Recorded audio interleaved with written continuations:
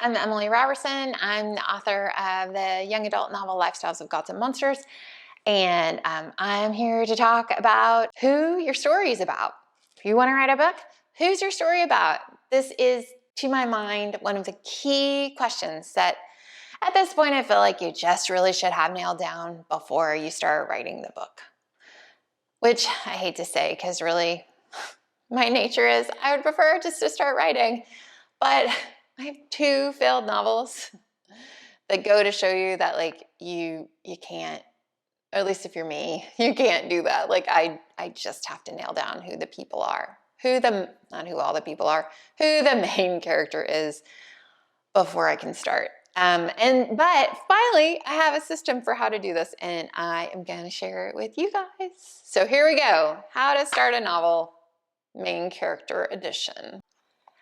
As I said in my previous episode about how to start a novel, I wrote a whole book, my first book, a whole book, without realizing that I did not have a protagonist. I had a situation, I had a setup, I had some things that happened. I did not have a protagonist. And that is a real problem for readers. I'll give you an example. If you love, as I do, the Lord of the Rings movies and maybe like to watch the making of special features and such, which I totally love, there's a whole section on the Battle of Helm's Deep where they talk about they filmed all these amazing stunts. They made all this stuff happen. And then they realized when they were cutting it together, Peter Jackson talks about, if we don't care about the characters who were going over the wall or climbing over the wall or doing whatever, we don't care at all. We don't care at all. It can be the coolest stunt in the whole world.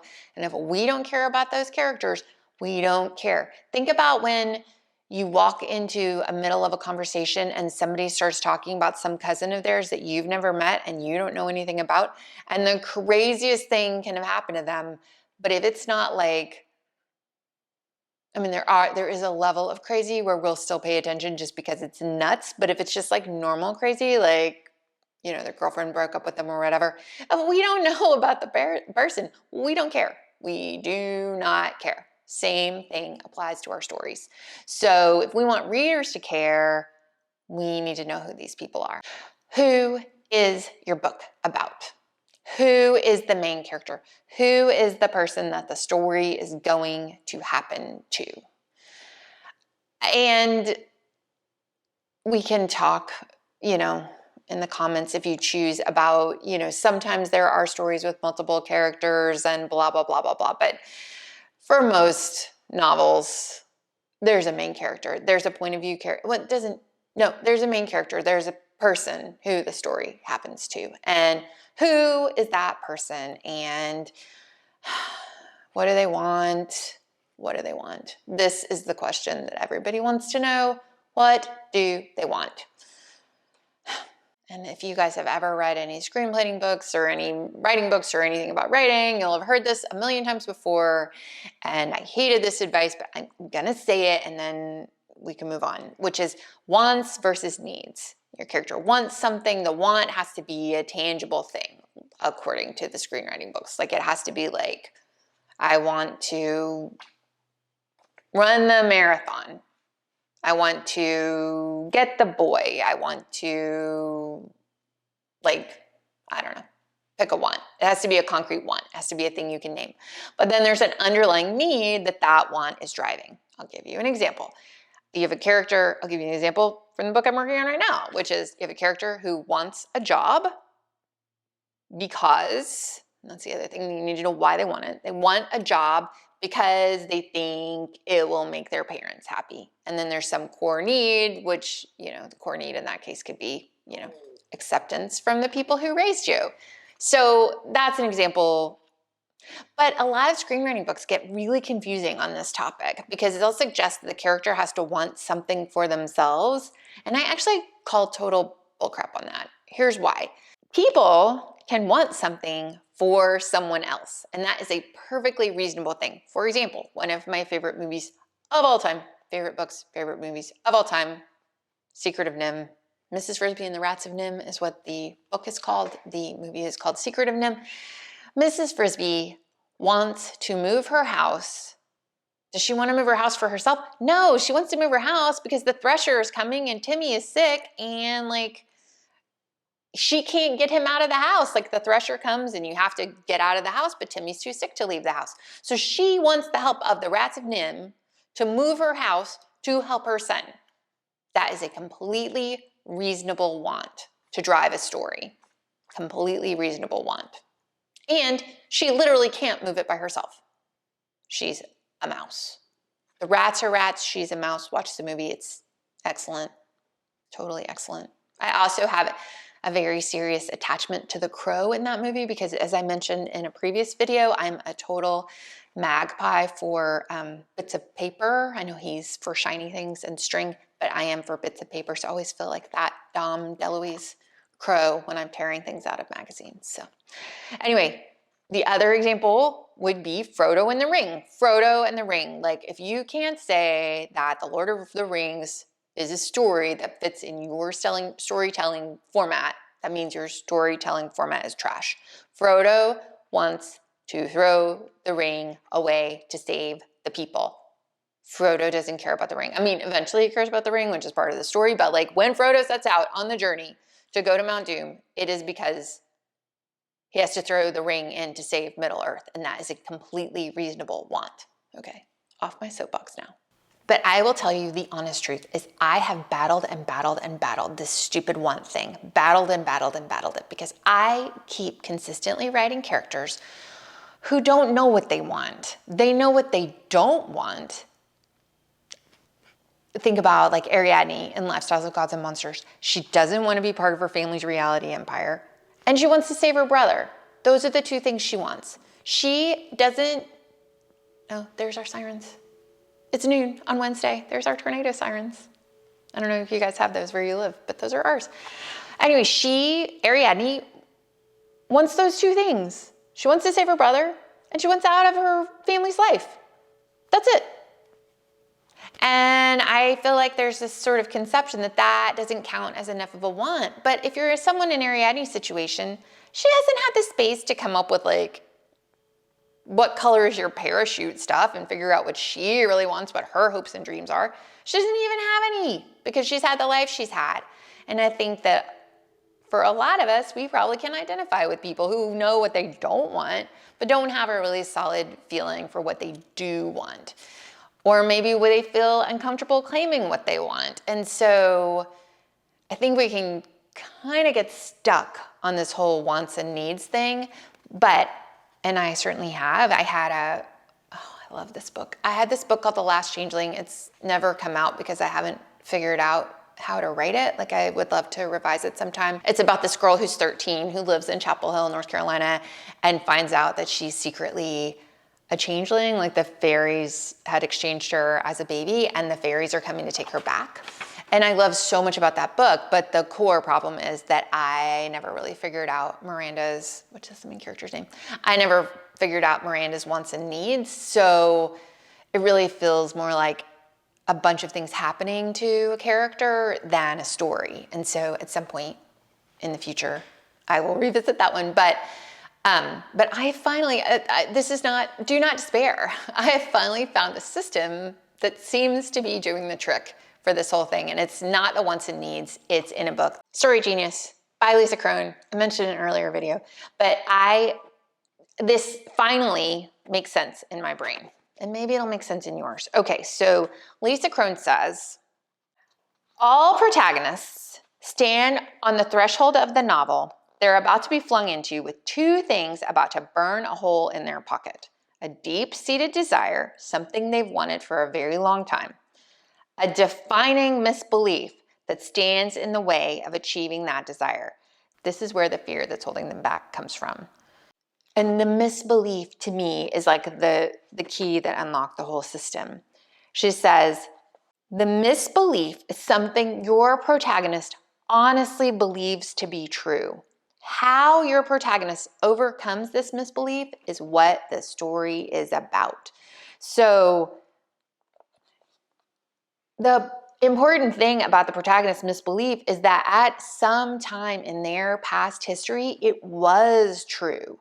Whatever the misbelief is, it was true. So at the beginning of the story, the idea is the character could be standing there at the beginning of the story, and if they got handed the thing that they want, they couldn't take it because of the misbelief. And I feel like we all know this. Like, we've all met those people, right? Like, this is psychology, not storytelling, but I think storytelling is psychology. I think it's all one thing, one big thing, which is that, someone, wants more than anything to be like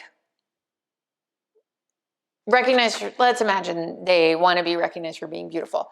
But their misbelief is that there's something, basically wrong with them that keeps that from happening. So someone shows up and says, I'm a modeling scout, here you go. We've all seen the people that are like, oh, it can't really be true, or they don't take the opportunity, or they flame out, or they, self-destruct, like all the things that people do. And so she has some really great, so that's the third rail that drives the story. The person wants something, they want it really badly, but then they have this misbelief that just keeps knocking up against the story. And the whole point of the story is, if it's a happy ending story, is that they figure out the misbelief and then they move on. And if it's a tragedy, they never figure out the misbelief and they just end up in the same place that they started. And so here's an example Lisa Crone gives of a misbelief, which for me somehow clicked in my brain, which I was like, oh, this makes sense. Okay, what if someone's core misbelief is that if people are nice to me, it means they're trying to cheat me? What if that's their core misbelief? And they can come by that very honestly. Maybe someone in their past was nice to them and then stole from them. Or, you can come up with a million reasons why that misbelief would be there. But then they walk into a store and the person behind the counter is just having a humdinger of a great day and is like, hey, here's a free, free something with purchase, here you go. Or it's like they go to a jewelry store to get their ring cleaned and the person's like, oh, it's your lucky day, we've marked down the fancy jewelry. Well, they're going to be like, no, you want something from me, and they're going to walk out and maybe they'll never even come to that store again. Well, what if that character wants more than anything true connection with other people? Like, that is the thing that so many of us want so badly. I just want to have a true friend. Well, if you just want to have a true friend and that's what you want more than anything, and your misbelief is that, like, when people are nice to you, they're going to cheat you, like, there's your third rail. I'm sorry about the sound on that, but there's your third rail right there. Like, it drives the whole story, right? Like, every time someone's kind to them, they're going to bump up against that third rail. And so Lisa Crone doesn't just tell us this, she actually gives us some exercises, which for me was like the aha, which is that I have, and someday I'll make another video about this, I have this terror of wasting time, of, I have this whole life where I have these kids and I have this stuff and I'm trying to write books, and I have this terror that, like, if I don't just keep going forward, I will have wasted my time.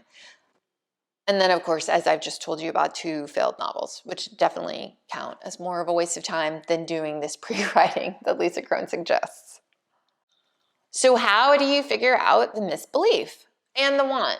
And then I think the best stories, and she says this, but I totally think it's true, the best stories are where the 2 things are linked. So for the new book that I'm working on, my main character's name is Madeline Locke. She goes by Maddie.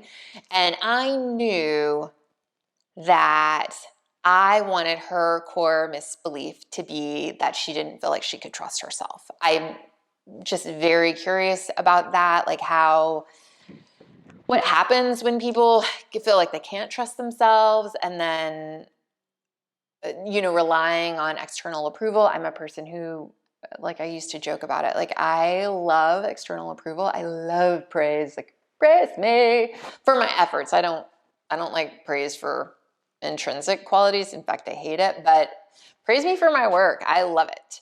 But I could feel over the course of my life, like, doing things I didn't even like that well because people thought I was good at them. Like, that's a trap I always have to watch. Like, oh, now I'm doing whatever because people are so happy about it. And I'm like, oh, I didn't even want to do that. So So this is me, but I feel like this is a very common thing that you'll meet someone who's like so accomplished and yet they just are so insecure about their own judgment. So it's like, what is a reason that a character would have for not being able to trust herself? And so that's like her core misbelief, is that she can't trust her own judgment. Well, Lisa Krohn has you do this exercise of like, where did that misbelief come from? Because it has to come from a place where at some point in the past, the character did trust themselves, in my case, and got knocked flat on their back. So maybe, like, let's say the character is like, you're saying, can you trust, your emotions? Well, what if they had a situation where they were having really big feelings and someone was like, oh no, you don't really feel that way. That's not really how you feel about things. You really start to question yourself. So for me, with this character, with Maddie, I knew, and I also knew based on, if you watch the other video about starting a story, I knew that I want this story to be about secrets, and I want this story to be about family, and I want this story to be about the connections between people and the way they're broken. And so I had an idea that what if, I had imagined 3 generations of the family. Like, I make this sound linear, and it's kind of not. It's kind of like an idea here, an idea there. So we got Maddie. She's got a mother who's named Natasha, and then a grandmother named Peggy Rose. And I knew I wanted to set the book in Hot Springs, and I knew that Peggy Rose was going to run an antique store and read tarot. Like, those were things I knew. I don't know why I knew them. I just did. So I did know those things. And I thought, well, if my book is about secrets and my book is about the lies we tell each other in a family, what if Maddie's misbelief is tied into something really specific about her family? So the idea was, what if Maddie had remembered that grandma, Peggy Rose, and then been told by her parents that she didn't, that Peggy Rose didn't exist? How would that start to make you mistrust your memories, your beliefs? If you trust and love your parents and then they're saying a thing that you really thought was true isn't true, how much would that make you mistrust yourself through your whole life? And so writing those scenes, which she really did, I mean, guys, just by this book, like, she just talks you through like exactly what to do in writing the scenes. You just have to give it the time. Like, I would go and come back and go and come back. So if I have this character, Maddie, who can't trust herself, then what does that mean for the story? It means the mystery has to be about her learning to trust herself. Like, that has to be it, right? Like, that has to be the heart of it.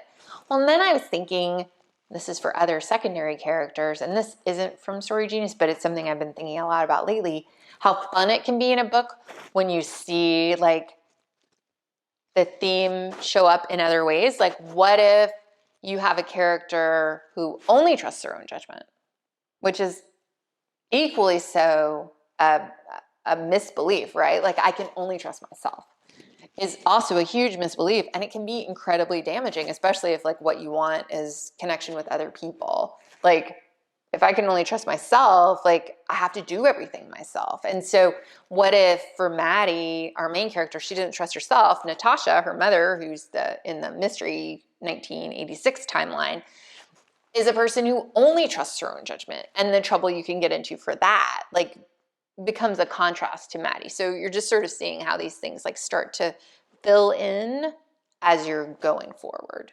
So all that is before I ever even have gotten to the part about like, filling out a character sheet, who they are, where they're born, blah, blah, blah, all that stuff. And all that stuff is really important. And I'll talk about that on the next video, like figuring out who your characters are and what world they occupy.